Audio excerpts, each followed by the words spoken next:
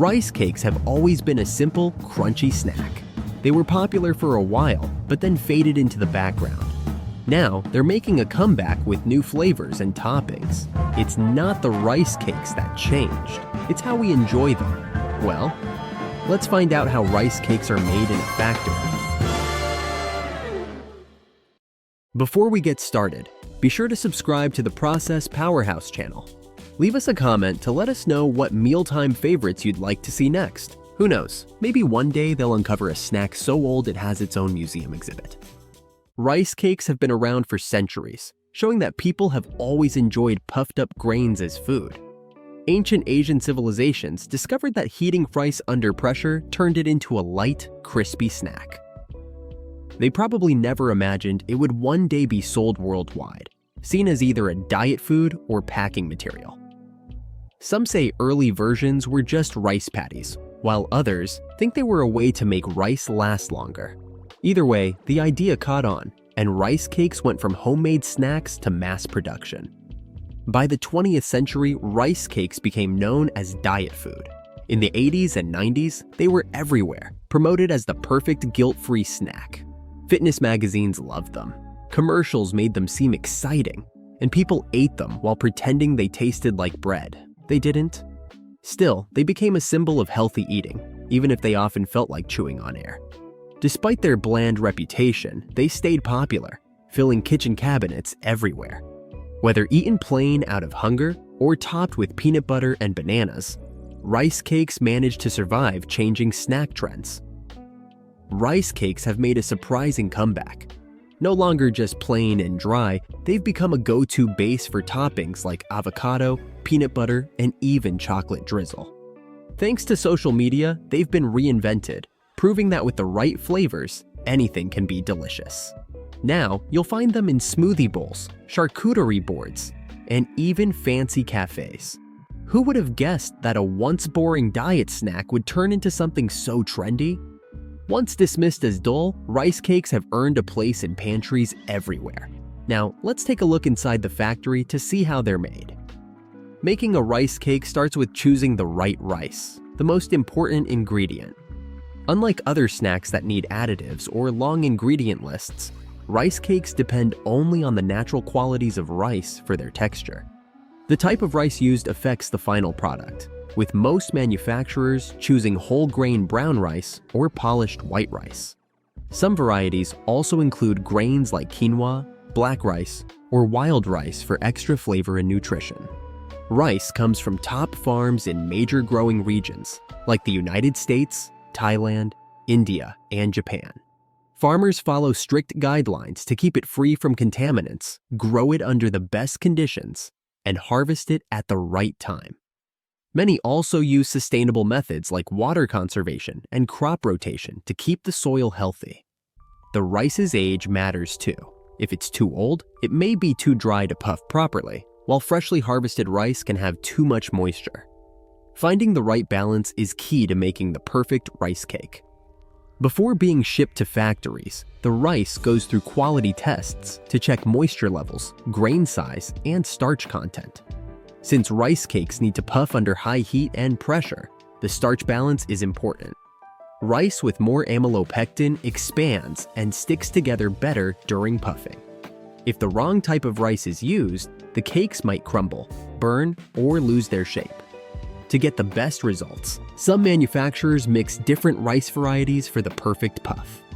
After passing quality checks, the rice is transported in large silos or sealed containers to keep it fresh and free from contamination. Throughout transit, storage conditions are carefully controlled to prevent moisture buildup, pests, or texture changes that could affect the final product. Proper storage is key to maintaining quality, ensuring the rice stays in the best possible condition before processing. Once it arrives at the facility, it goes through a final inspection to confirm that only top-quality grains move forward in production. At the factory, the rice is unloaded and thoroughly cleaned to remove any dirt, husks, or small stones that may still be present. Even with careful harvesting, tiny impurities can remain, so manufacturers use advanced cleaning methods like vibrating sieves, air jets, and magnetic separators to filter out unwanted materials while keeping the grains intact. Automated conveyor belts move the rice through each stage efficiently, reducing human contact to maintain cleanliness and quality. The cleaning process starts with vibrating sieves that shake the rice to remove larger impurities like stones, husks, and sticks, ensuring only uniform grains move forward. Next, powerful air jets blow away dust and plant fibers, keeping the rice clean and free from unwanted particles that could affect texture and taste. A crucial safety step follows. Magnetic separators catch any metal fragments that may have entered during farming or transport, preventing safety hazards and equipment damage. To ensure nothing is missed, sensors continuously scan for any remaining foreign objects throughout the process. After mechanical cleaning, the rice goes through optical sorting, where high-speed cameras and AI scan each grain. Any discolored, broken, or irregular grains are instantly removed with precise air puffs. This keeps the rice uniform and ensures the best texture for rice cakes. Some manufacturers also add a final water wash to remove fine dust or extra starch that could affect puffing. The rice is then dried with controlled airflow to prevent clumping and maintain the right moisture level. Too dry and it won't puff properly. Too moist and it could stick together during production. After cleaning and sorting, the rice is stored in climate-controlled silos to keep it fresh. These silos protect it from humidity and temperature changes that could affect quality. Technicians regularly check for contamination or moisture issues to prevent spoilage. Some manufacturers also use nitrogen flushing to slow oxidation and keep the rice in top condition for longer.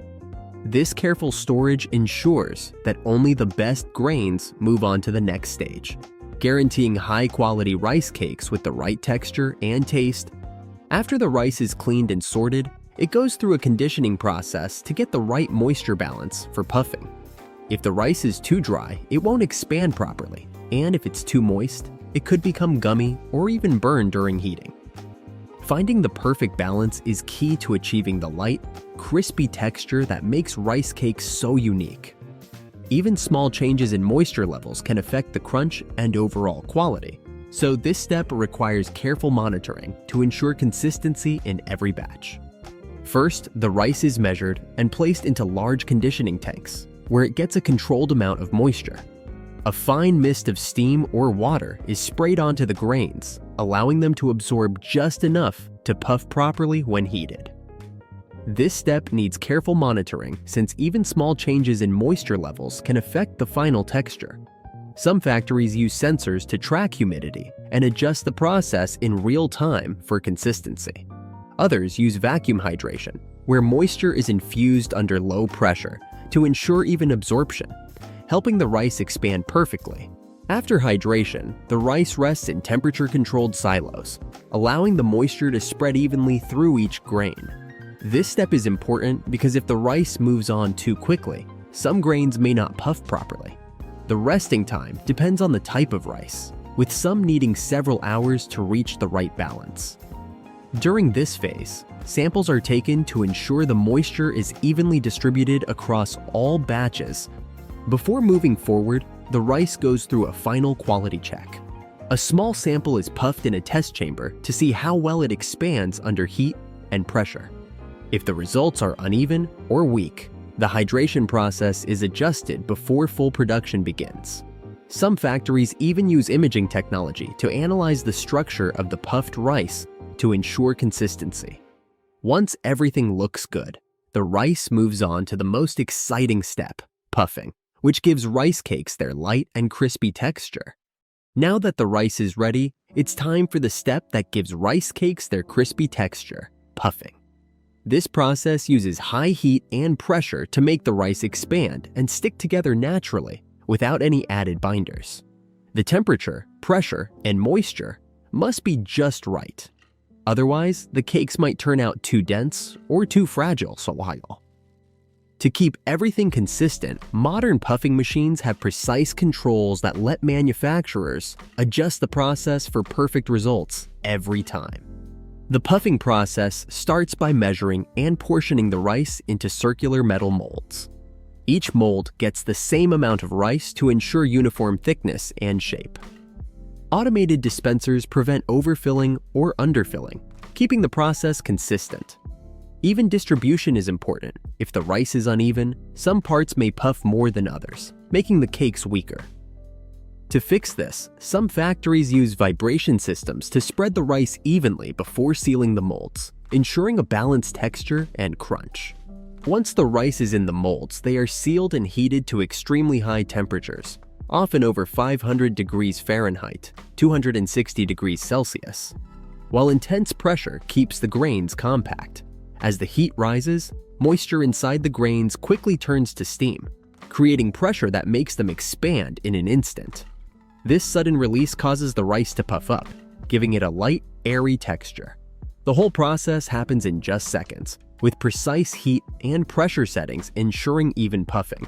If the timing is off, the rice might burn, stay flat, or become too dry, affecting the final texture.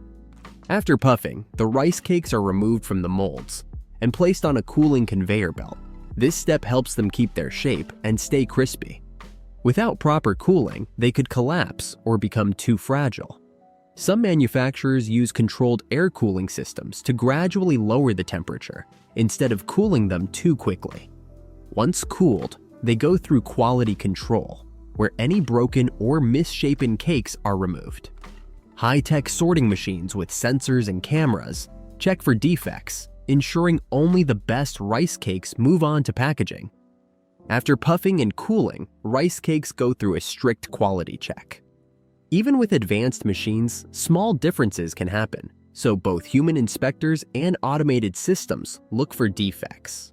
First, a visual inspection is done using cameras and trained workers to spot broken, uneven, or misshapen cakes.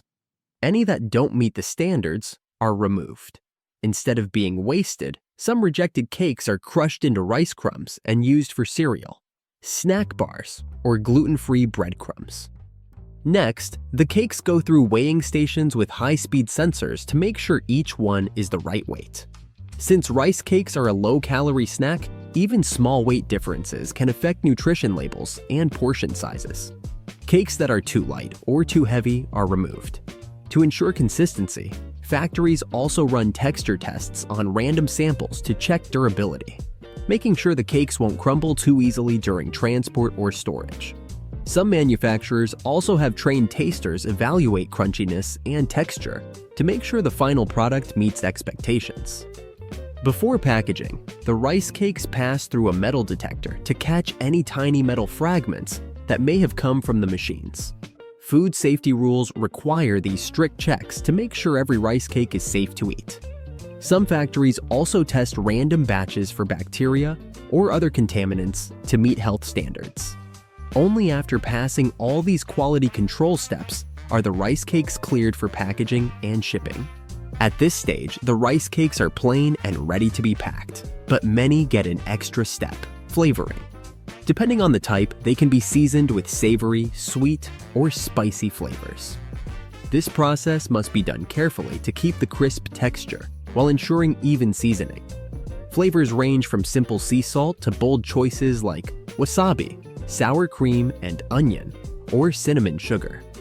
The challenge is to coat the cakes just right so they taste great without becoming too salty, sweet, or greasy. For dry seasonings, factories use rotating drums that gently toss the rice cakes while a fine layer of seasoning, like sea salt, cheese, or barbecue spice, is applied. This ensures even coating without overloading the cakes. Sometimes, a light mist of oil is sprayed first to help the seasoning stick, but too much oil can make the cakes greasy. For liquid coatings like caramel or chocolate, the cakes pass through a controlled spray system that evenly mists them without making them soggy. They then go through a gentle air-drying tunnel to remove excess moisture, creating a crisp outer layer that locks in the flavor. Some brands use a two-step flavoring process, combining dry seasoning with a liquid drizzle for flavors like spicy nacho cheese or salted caramel. This adds depth to the taste while keeping the cakes crispy. Moisture levels must be carefully controlled to prevent sogginess. After seasoning, the rice cakes go through a final quality check to ensure even coating. Samples from each batch are tested for consistency, and once approved, the cakes move on to packaging, ready for stores and consumers. After flavoring, or left plain for those who prefer it, the rice cakes move to packaging. Good packaging keeps them fresh, crisp, and protected from breaking during transport. Since they are delicate, manufacturers use special packaging to keep them intact. Packaging also helps attract buyers. Some brands use clear wrapping to show the cakes, while others use colorful, resealable bags for convenience. First, the rice cakes are stacked into portions, which can range from a few to a dozen or more, depending on the brand. Automated machines align them neatly to ensure even stacks. Premium varieties, like those with chocolate or caramel coatings, are often wrapped individually to keep their texture intact and prevent sticking. This helps maintain their flavor and appearance. Next, the stacks go through a high-speed wrapping machine where they are sealed in airtight plastic to keep them fresh. This packaging prevents moisture and air from making the rice cakes go stale. Some brands use resealable bags for freshness after opening, while others offer single-serving packs for convenience. To reduce waste, some companies are also exploring biodegradable or recyclable packaging options. After wrapping, the packages are labeled with branding, nutrition facts, and expiration dates. Automated printers add batch codes and best before dates to help with tracking and quality control. Some brands also include QR codes so customers can learn more about the product. Once labeled, the rice cakes are packed into sturdy cardboard cartons to protect them during shipping. The packages are arranged carefully to prevent movement and breakage. Before being sent out, each carton is inspected to make sure everything is properly packaged. Rice cakes have been a popular snack for years because they're light, crunchy, and simple. They're a great alternative to chips or crackers, appealing to people looking for a low-calorie snack or those with dietary restrictions. With just a few ingredients, usually rice and seasoning, they're a clean and wholesome option. Whether eaten plain, topped with spreads, or flavored, there's a variety for everyone to enjoy. Rice cakes stay popular because they adapt to changing food trends. With more people looking for healthy, gluten-free, and plant-based snacks, they remain a great choice. Companies have also introduced new flavors, organic options, and protein-enriched versions to meet demand. Their ability to evolve while staying simple and tasty keeps them a favorite across generations. Rice cakes are not only healthy and versatile, but also convenient and easy to find. They have a long shelf life, come in lightweight packaging, and are great for on-the-go snacking. Available in bulk, single packs, or gourmet varieties, they remain a popular choice in stores worldwide. With their mix of health, convenience, and great taste, rice cakes continue to be a favorite snack for many. Stick around, there's even more exciting moments and processes coming up next. Ever notice how some flavors feel like they've been around forever? Like they've seen history unfold? Olive oil is one of them. A simple drizzle, and suddenly, you're connected to something ancient. Meals shared under the stars, recipes passed down through generations. It's always been there, quietly important. But here's the twist. Things are changing. The olive oil on your shelf today, it might not be what you think. Some bottles have stories they don't want you to know, and that's exactly what we're about to uncover. Well, let's find out how olive oil is made in a factory. Before we get started, be sure to subscribe to the Process Powerhouse channel. Leave us a comment to let us know what mealtime favorites you'd like to see next. Who knows? Maybe one day they'll uncover a bottle of olive oil so aged it gets its own museum exhibit. Olive oil isn't just food, it's a time traveler. This stuff has been around for over 6,000 years, showing up in ancient kitchens, royal feasts, and even war plans. Because nothing says battle ready like well-moisturized soldiers. The Greeks used it like crazy. The Romans treated it like gold. And medieval doctors recommended it for everything from sore throats to bad moods. If olive oil had a resume, it would be impressive. Chef, healer, money, skincare expert, and even a light source. Before candles, people used olive oil in lamps. It was a multitasker long before it was cool, helping people see in the dark and feel better at the same time. But olive oil's history isn't all fancy bottles and toga parties.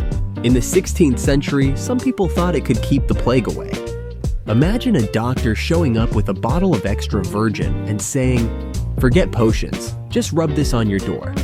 Spoiler, it didn't work.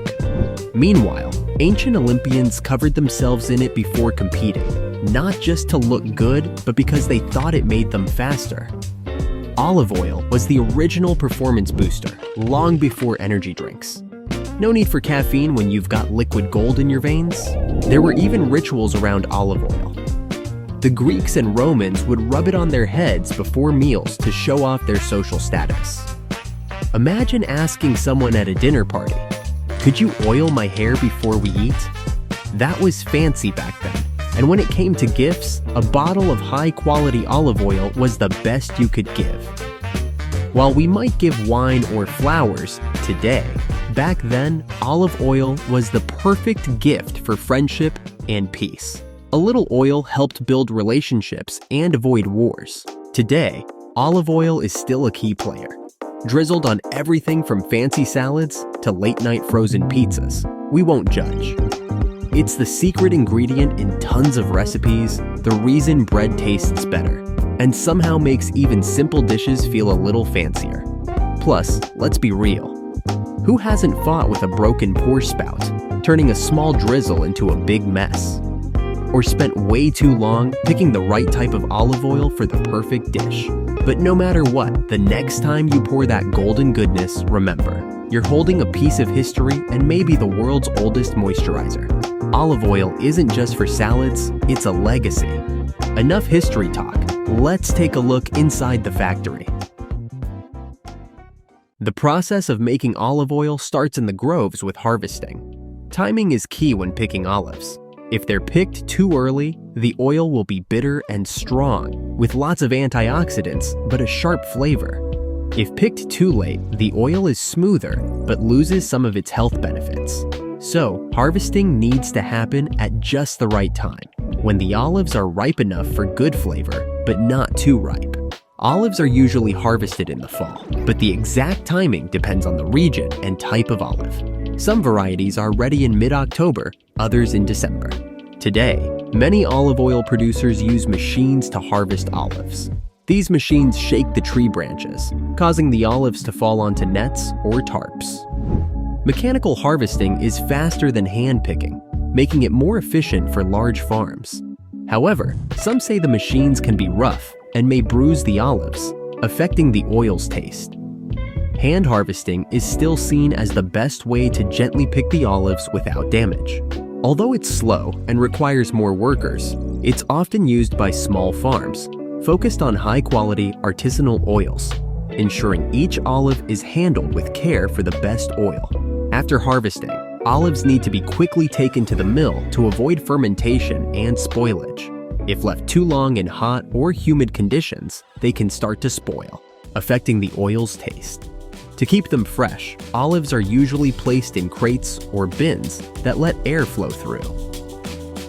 They're also transported in small batches to prevent crushing or bruising, which could change the oil's flavor.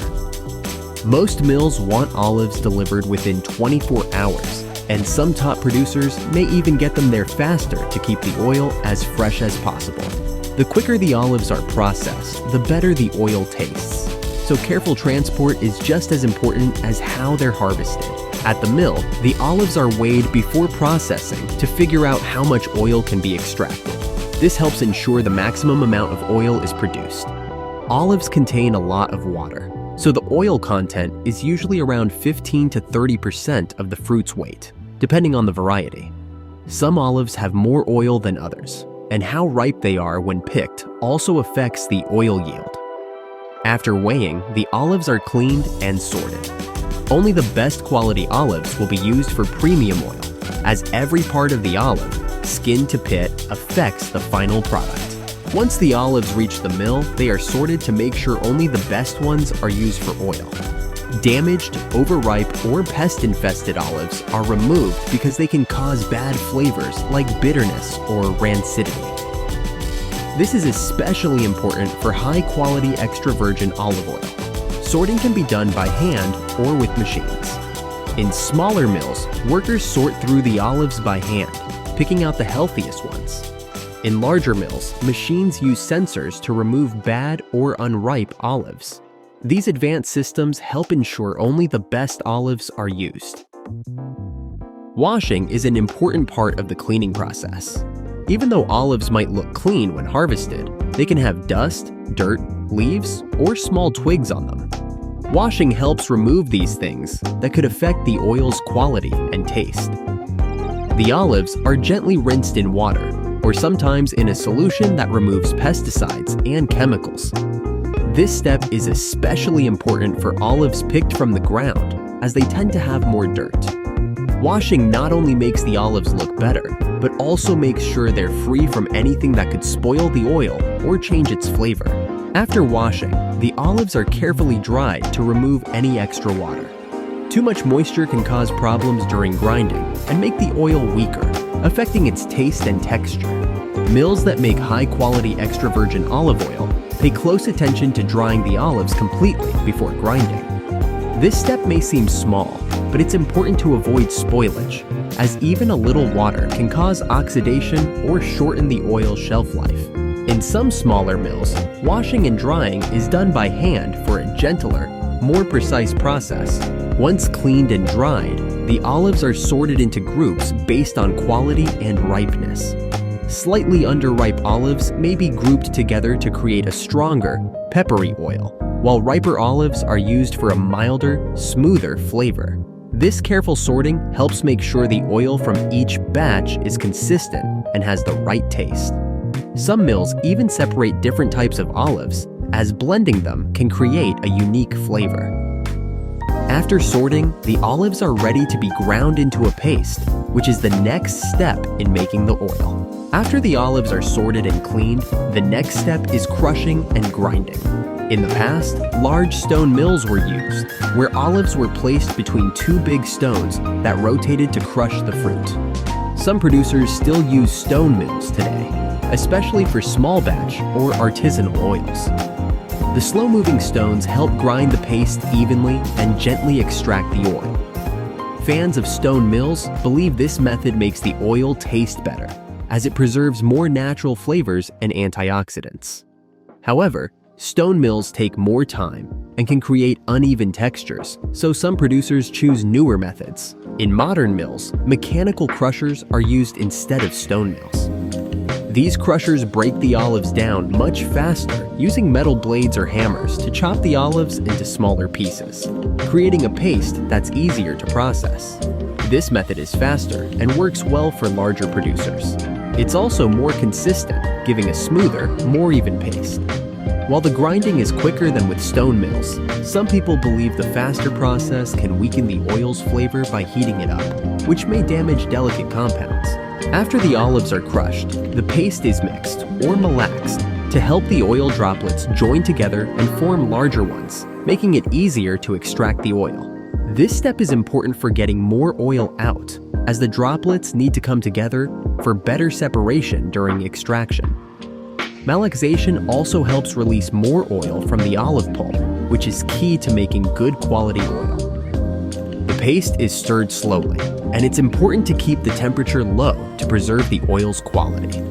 If the paste gets too hot, it could lose flavor, aroma, and helpful compounds like antioxidants.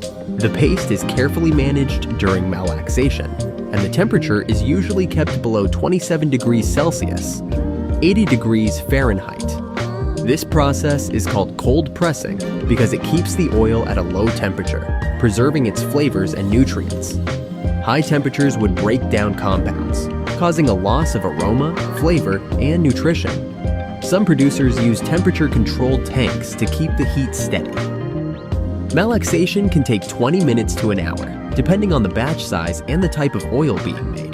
The paste is carefully managed during malaxation, and the temperature is usually kept below 27 degrees Celsius, 80 degrees Fahrenheit. This process is called cold pressing because it keeps the oil at a low temperature, preserving its flavors and nutrients. High temperatures would break down compounds, causing a loss of aroma, flavor, and nutrition. Some producers use temperature-controlled tanks to keep the heat steady. Malaxation can take 20 minutes to an hour, depending on the batch size and the type of oil being made. Today, centrifugal extraction is used more often in large-scale olive oil production. In this method, the paste is put into a decanter, a machine that spins the paste quickly. The spinning separates the heavier water and solid particles from the lighter oil, making it easy to collect the oil. Centrifugal extraction is faster and more efficient than pressing and can handle large amounts of olives at once. Although some traditionalists believe it's less gentle than pressing, it's still a very effective method that helps keep the oil's quality when done at the right temperatures. Some producers use a second extraction, where the paste is treated with hot water or steam to get any remaining oil. This method is more efficient but produces lower quality oil, which is often refined to remove impurities. This process is used for refined olive oil, which has a milder taste and is less flavorful than extra virgin olive oil. Refining removes much of the natural flavor, color, and some nutrients, making it a cheaper option for large-scale production. After the oil is extracted, it usually contains water and solid bits from the olives that need to be removed. The next step is separation, where the oil is left to settle, letting the heavier particles sink to the bottom. This helps improve the oil's purity and clarity. In modern mills, centrifugal separation is often used to speed up this process. The oil is spun quickly in a centrifuge, which separates the oil from the water and solids more efficiently than just letting the particles settle on their own. After the oil is separated from the water and solids, it's usually filtered to remove any small particles that might be left. Filtering helps make the oil clearer and keeps impurities from affecting its flavor over time. Some producers skip this step to make unfiltered olive oil, which is often sold as a premium product because it keeps more of the natural flavor of the olives. Unfiltered oil has a stronger taste and may look a little cloudy, which some people like. However, filtering helps the oil last longer and stay consistent, so it's mostly used for oils that are bottled and sold in stores. Filtration is important to keep extra virgin olive oil pure and fresh. Without it, the small particles in the oil can make it spoil faster, shortening its shelf life and affecting its taste. These particles can also make the oil cloudy, which is usually not preferred by commercial buyers who want a clear product. Some oils are filtered more than once to remove all impurities, while others are only filtered once. It depends on the brand and the quality of the oil. Once filtration is done, the oil is ready to be stored. It's transferred into stainless steel tanks, which help keep the oil's quality by not reacting with it. Unlike plastic, which can release chemicals and change the oil's flavor, stainless steel doesn't interact with the oil.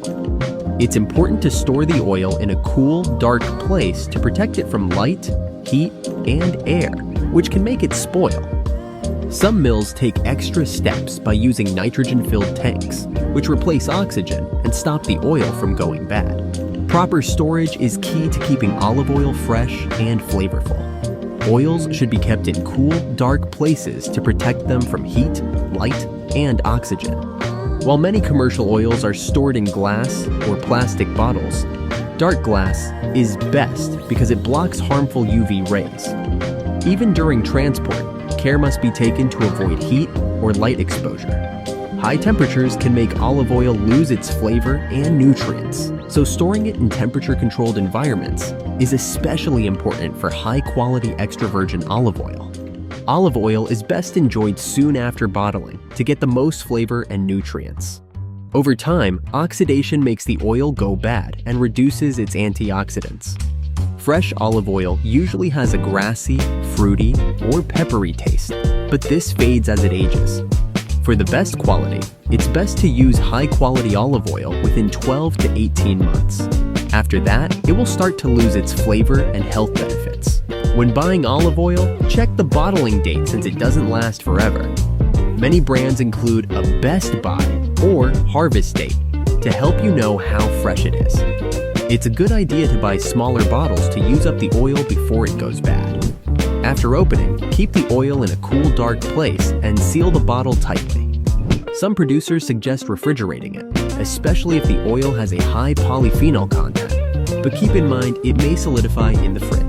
Olive oil should be kept away from strong odors because it can easily absorb smells from its surroundings, like garlic, onions, or cleaning products. To keep its pure taste, store olive oil in a place away from these items. Proper storage is a simple but important step to make sure the oil keeps its fresh flavor and health benefits. After the olive oil is filtered, separated, and stored, the final step is bottling and packaging. The oil is moved from storage tanks into bottles or cans, ready for sale.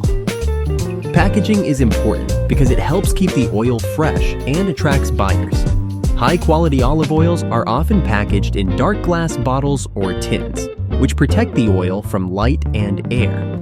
Light can make the oil go bad and lose its flavor, so using opaque containers is common to keep the quality intact. During packaging, the olive oil is filtered again to make sure there are no residues or impurities. The bottling process must be clean to avoid contamination that could spoil the oil. A controlled hygienic environment is needed to keep out dirt or bacteria. The bottles or tins are sealed tightly to stop air from getting in and spoiling the oil. Labels are added to show important details like the oil's origin, harvest date, and the type of olives used. Premium olive oils usually have sleek, simple packaging with clear labels that highlight the oil's quality. They may also include details about the olive varieties or where the oil was made. Mass-market oils, on the other hand, often have basic packaging with less emphasis on quality or authenticity. The label is often the first thing consumers notice, so premium producers pay extra attention to packaging details. Shipping is the final step. After being bottled and packaged, the olive oil is sent to stores or directly to customers. It's important that the oil is handled carefully during shipping to keep it fresh. High-quality olive oil should not be exposed to heat or sunlight during transportation. Many good producers make sure their oil is stored and shipped in the best conditions to maintain its quality. Olive oil has been a kitchen staple for thousands of years, and its popularity continues for several reasons. It's incredibly versatile, perfect for cooking, dressing salads, or adding to different dishes. Olive oil boosts flavors without being too strong and is a healthier option compared to many other fats. Packed with good fats and antioxidants, it's also known for being heart-healthy, making it even more appealing in today's health-conscious world. Olive oil's popularity isn't just about its health benefits and versatility. It's also tied to tradition and history. Olive trees have been grown for thousands of years, especially in the Mediterranean. And for many, olive oil is a connection to the past. The tradition and skill that go into making olive oil give it a unique value that mass-produced oils can't match. With a range of flavors, from fruity and peppery to smooth and mild, each bottle reflects its region, olive variety, and the weather that year. This uniqueness keeps people interested and makes olive oil a key part of both everyday and special meals. The ongoing changes in the olive oil industry have helped it stay relevant in modern kitchens. Better extraction methods, packaging, and sustainable practices have made high-quality olive oil available year-round, no matter where you live. As people learn more about quality differences, the demand for premium extra virgin olive oils has grown, with many looking for oils with specific flavors to improve their cooking. Olive oil is also becoming more popular in wellness trends, beauty products, and natural remedies, which only adds to its growing appeal. Olive oil's lasting success comes from its mix of quality, tradition, and modern touches. Whether it's fresh, handmade oils from small producers, or well-known brands that focus on quality, olive oil is still a favorite in kitchens. With its long history, health benefits, and constant improvement, it's no surprise that olive oil has remained one of the world's most loved ingredients. So, what do you think? Are you a fan of olive oil? Let us know in the comments below. And while you're at it out, some of these other Process Powerhouse videos. Stick around, there's even more exciting moments and processes coming up next. Have you ever noticed how condensed milk isn't just sweet? It's pure comfort, one spoonful, and suddenly you're a kid again, sneaking a taste right from the can. But does it still taste the same, or has something changed? From homemade treats to coffee shop favorites, this creamy classic has a story to tell. Well, let's find out how condensed milk is made in a factory. Before we get started, be sure to subscribe to the Process Powerhouse channel. Leave us a comment to let us know what mealtime favorites you'd like to see next. Who knows, maybe one day they'll discover a box of cereal so old it still has a missing persons ad on the back. Condensed milk has been around so long that if cans could talk, they'd have some crazy stories. Kitchens, wars, and generations of people sneaking spoonfuls straight from the can. It all started in the early 19th century when fresh milk spoiled so fast that drinking it was a gamble. With no refrigeration, keeping milk safe was a real challenge. In 1856, an American inventor named Gale Borden had enough of spoiled milk ruining breakfasts, so he found a way to remove most of the water, leaving behind a thick, sweet version that wouldn't go bad so quickly. This changed everything, not just for convenience, but for food storage. Basically, he created the first long-lasting dairy product, and it's been a favorite ever since. By the time the Civil War started, soldiers treated condensed milk like liquid gold, because in a way, it was. It lasted forever, gave them energy, and even made rock-hard biscuits a little more bearable. They swore by it, and when they came home, they brought their love for it with them. By the late 1800s, the Swiss company Nestlé saw an opportunity and started selling it across Europe and beyond. Before long, it was a pantry staple worldwide, ready to be poured into coffee, mixed into recipes, or eaten straight from the can by those who just couldn't resist. Then came the real game changer, dessert. Once people discovered this thick, creamy milk could make fudge, caramel, and tres leches cake, there was no turning back. Bakers loved it. Home cooks got creative with it, and different cultures made it a star ingredient in their favorite sweets. It became a kitchen must-have, showing up in everything from Vietnamese coffee to Brazilian brigadeiros to Filipino leche flan. It was the secret touch that made everything taste better. And let's be honest, who hasn't sneaked a spoonful straight from the can, even when it was meant for a recipe? Next time you open a can, remember, you're not just enjoying something sweet. You're tasting a bit of history, one that has survived wars, traveled the world, and still makes our taste buds happy. But now that we know its story, let's go behind the scenes. Enough history, let's see how it's made. The journey of condensed milk starts at select dairy farms, where cows are raised under strict care to produce high-quality milk. This milk needs the right balance of fat and protein, around 3.54% fat and 3.2% protein, to give condensed milk its thick texture and rich flavor. Farmers manage this by feeding cows a nutrient-rich diet that boosts milk production while keeping protein levels high. After milking, the raw milk is quickly cooled below 4 degrees Celsius, 39 degrees Fahrenheit, within 2 hours to keep it fresh and prevent bacteria from growing. It's then stored in refrigerated stainless steel tanks until it's ready for collection. Before heading to the factory, the milk goes through several quality checks right at the farm. These tests look for bacteria, antibiotics, cow health markers, and proper temperature. Any milk that doesn't pass is either discarded or used for other purposes, making sure only the best moves forward. Once approved, it's pumped into refrigerated tanker trucks, kept at 14 degrees Celsius, 39 degrees Fahrenheit, to stay fresh during transport.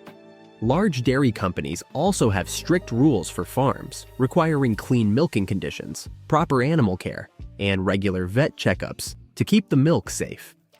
When the milk arrives at the factory, it goes through another round of testing before being accepted. These tests check for bacteria, fat, and protein levels, acidity, and any contaminants. If it passes, the milk is stored in large refrigerated stainless steel tanks until processing begins. To keep every batch consistent, factories may mix milk from different farms to get the right fat to protein balance. This step ensures the final product has the same taste, texture, and thickness every time. Any variation here could affect the quality of the condensed milk, making it too thick, too thin, or slightly off in flavor. Strict hygiene rules are followed at every step to keep the milk clean and safe. Storage tanks, transport pipes, and factory equipment are regularly sterilized with hot water and special cleaning agents to prevent contamination. These precautions help keep the milk pure and meet high safety standards. By the time it reaches the factory for processing, it has already gone through thorough testing and careful handling, ensuring only top-quality milk is used to make condensed milk. Inside the factory, the first step is adjusting the milk's fat and protein levels to keep the final product consistent. Since raw milk naturally varies based on factors like season and cow breed, this process ensures every batch turns out the same. The milk is separated into cream and skim milk, then mixed back together in the right amounts. If it's too fatty, some cream is removed. If it's too lean, extra cream or milk solids are added. This careful balancing helps give condensed milk its rich, smooth texture. Next, the milk is quickly heated to about 85 degrees Celsius, 185 degrees Fahrenheit, for a few seconds. This step kills harmful bacteria and enzymes that could cause spoilage. Unlike regular pasteurization, which makes milk safe to drink right away, this heating is meant to get the milk ready for evaporation. It also helps remove air bubbles and unwanted compounds that could affect the texture and taste, ensuring a smooth and balanced final product. Preheating also helps keep the milk smooth during evaporation. If heated too fast later on, the proteins can clump together, creating a grainy texture. By warming it early, the proteins stay stable and the milk remains creamy. This step also thickens the milk slightly by removing some water early, making the next stages easier.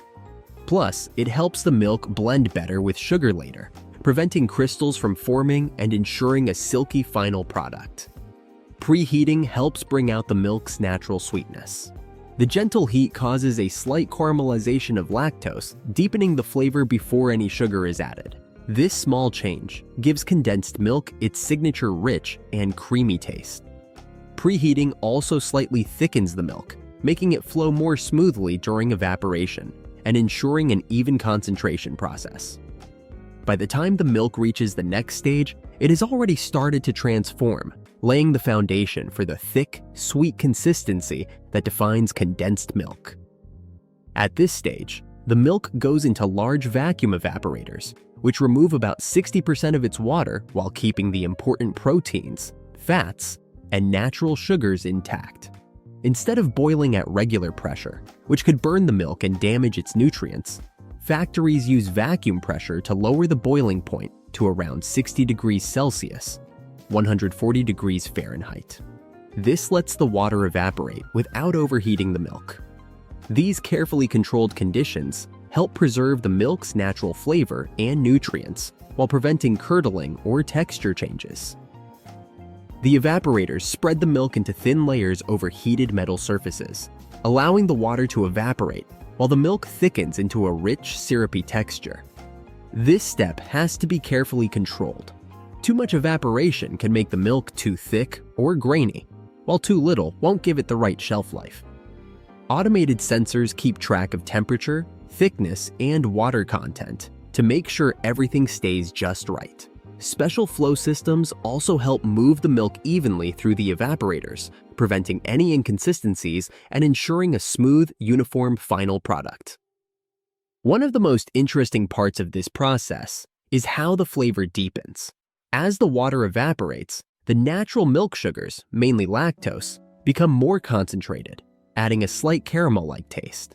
This is the beginning of the Maillard reaction, where heat causes sugars and proteins to interact, creating new flavors and a light golden color. This reaction is what gives condensed milk its rich, slightly toffee-like taste. Factories carefully control the heat to get the right balance, just enough caramelization for flavor, but not so much that it changes the taste or texture too much. By the end of this stage, most of the water is gone, making the milk last longer without spoiling while staying smooth and pourable. Before moving forward, the thickened milk is cooled slightly to keep its texture stable and stop more water from evaporating. This also helps keep the fats and proteins evenly mixed. Now, it's ready for the next step, adding sugar and refining it further, bringing it closer to the sweet, creamy condensed milk that's used in so many recipes worldwide. Once the milk thickens to the right consistency, it's time for the key step, adding sugar. Sugar does more than just sweeten. It helps preserve the milk by preventing bacteria from growing, allowing it to last for years without refrigeration. Most manufacturers add about 40–45% sugar by weight, making sure it's just the right amount for a smooth texture and perfect sweetness. Getting this balance right is important, not just for taste, but also to keep the milk from crystallizing or separating over time. Sugar is usually added as a heated syrup to help it blend smoothly into the thickened milk. This prevents a grainy texture that could happen if dry sugar were used, which might form crystals and make the milk gritty. The syrup is mixed in slowly while stirring constantly to ensure even distribution and avoid crystal formation. Some manufacturers also add stabilizers or emulsifiers at this stage to keep the milk creamy and smooth during storage. One of the key changes at this stage is the Maillard reaction, which happens when sugar and heat interact. This process gives sweetened condensed milk its light caramel color and nutty flavor, making it different from evaporated milk, which stays pale because it has no added sugar. The longer the milk is heated, the darker and richer it becomes. Some brands even extend this process to create a deeper caramel taste, which works especially well in certain desserts. Once the sugar is fully mixed in, the milk goes through another quality check. Technicians test its sweetness, thickness, pH level, and texture. If it's too thick, a little filtered water is added. If it's too thin, it may need more evaporation. Both machines and human testers make sure everything is just right. Only when the batch meets all the standards does it move to the next step, homogenization, which ensures a smooth, even texture before packaging. Now that the condensed milk is thick and creamy, it goes through homogenization to keep it smooth. Without this step, the fat in the milk would separate, causing a layer of cream to rise to the top. To prevent that, the mixture is pushed through a high-pressure machine that breaks down fat molecules into tiny, even particles. This keeps the texture consistent and helps the milk stay fresh longer.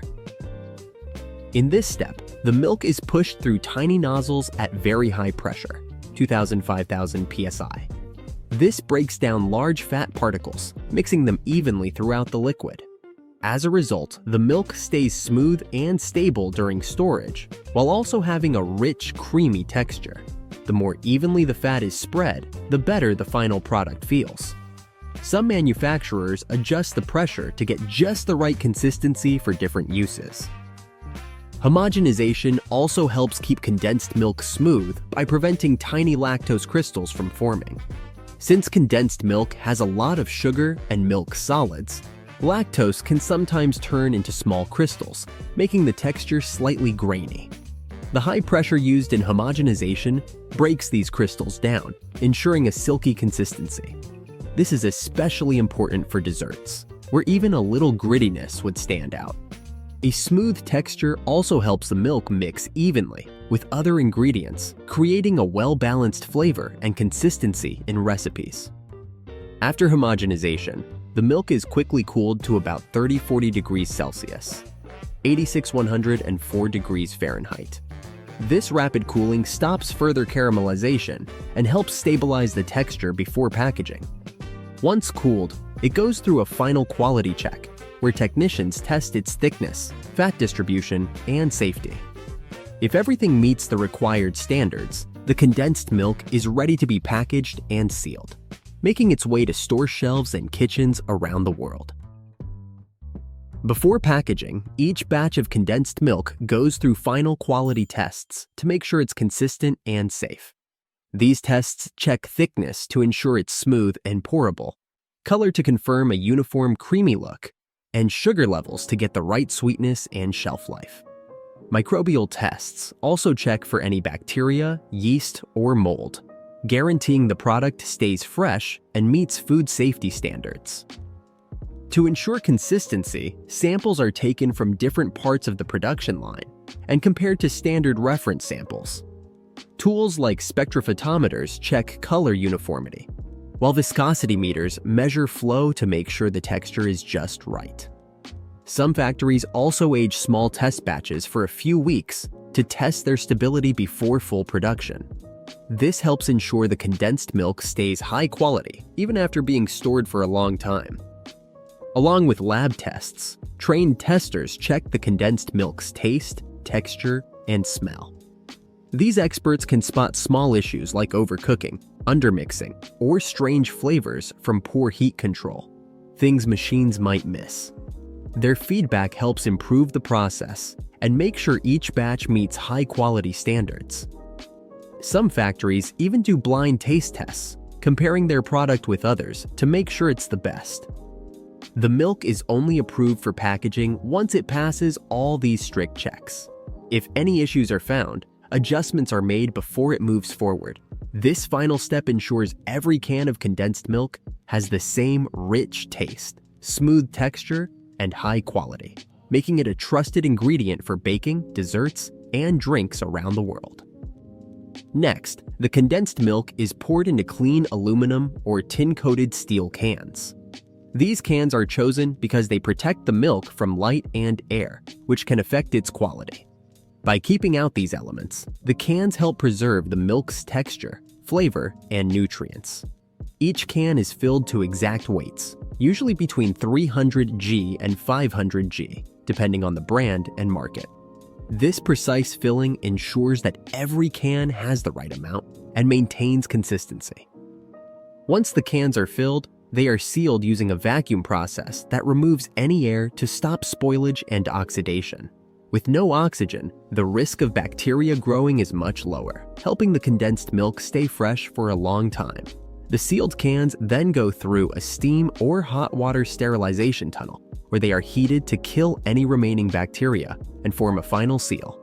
This heating ensures that the condensed milk can be stored for years without refrigeration, making it a handy and dependable product for homes and businesses. In modern factories, fast production lines can fill and seal thousands of cans each hour, boosting efficiency while keeping hygiene standards high.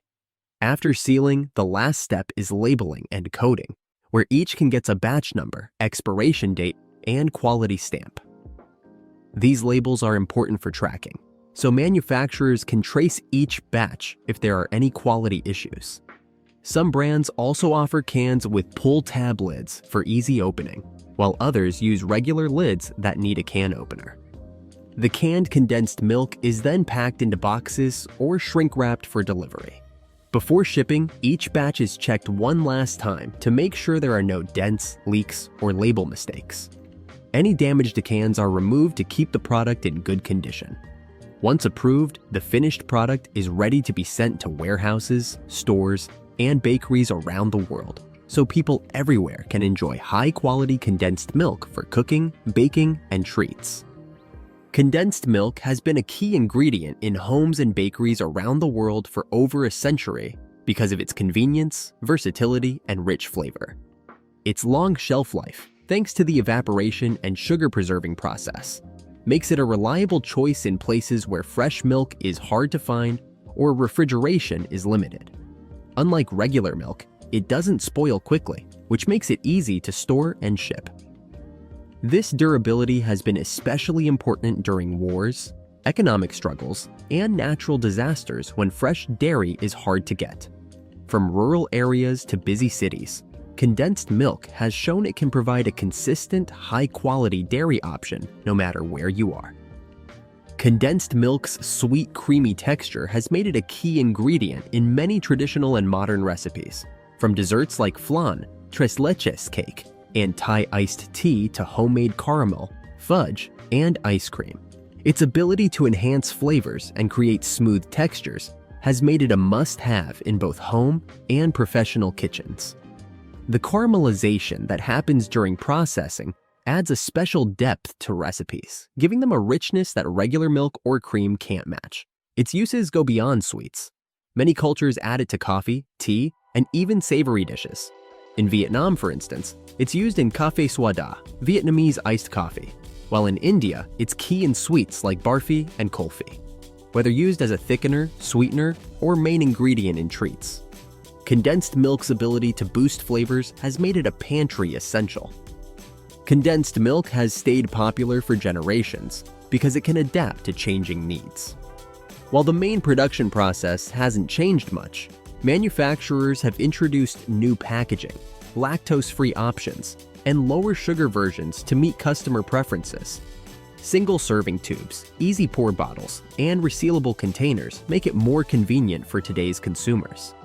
There are also organic and plant-based versions for people with dietary needs or ethical concerns. Despite these changes, the product is still the same: rich, creamy, and versatile. The mix of tradition and innovation has helped condensed milk remain just as loved today as it was when it first became a household staple. Whether used in baking, to sweeten drinks, or enjoyed straight from the can, condensed milk is a beloved ingredient in many cultures. Its mix of nostalgia and practicality makes it a household favorite that will likely last for years, showing that some classics never fade. Generations have grown up with it in family recipes, passing down traditions that bring people together. With its long history and ongoing popularity, condensed milk proves how a simple, well-made product can stand the test of time, bringing sweetness and comfort to millions around the world. If you like this video, give us a thumbs up. Your thumb gets a workout, and we get the love. And if you haven't subscribed to the Process Powerhouse channel yet, seriously, what are you waiting for? A VIP invitation. Come on, hit that button. Got a factory process you're curious about? Drop it in the comments. We might just make it happen. No promises on a conveyor belt cameo, though.